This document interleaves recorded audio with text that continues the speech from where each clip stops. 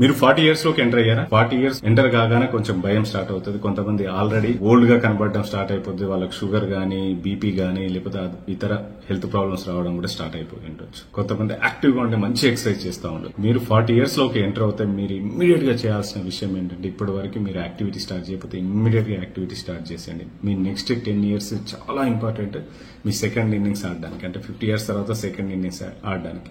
మీరు ఇప్పుడే ముసలోళ్ళు అయిపోవడానికి రెడీగా ఉన్నారా, లేదా 50 ఇయర్స్ తర్వాత సెకండ్ ఇన్నింగ్ స్టార్ట్ చేసి యంగ్ గా ఫ్రెష్ గా సెకండ్ ఇన్నింగ్ స్టార్ట్ చేయడానికి రెడీగా ఉన్నారా? సో మీరు 40 ఇయర్స్ లో ఎంటర్ అయితే మీకు నెక్స్ట్ 10 ఇయర్స్ మంచి గోల్డెన్ ఆపర్చునిటీ. దాన్ని కరెక్ట్ గా యూజ్ చేసుకుని మీరు హెల్త్ బాగా బిల్డ్ చేసుకుని, మజిల్ బాగా బిల్డ్ చేసుకుని స్ట్రాంగ్ గా అవుతే మీ ఫ్యామిలీలో మీ పిల్లలు చూసి మిమ్మల్ని చూసి నేర్చుకుంటారు.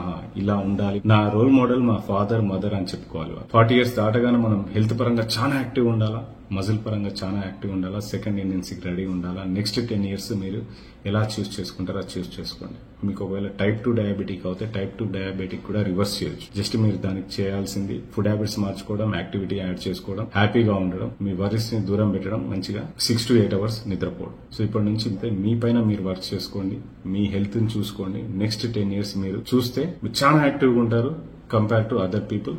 అండ్ మీ బ్రెయిన్ కూడా చాలా యాక్టివ్ గా పనిచేస్తుంది. మీరు ముసలి వాళ్ళు అనే ఫీలింగ్ మీకు రాదు, మీ చుట్టుపక్కల ఉన్న వాళ్ళకి రాదు.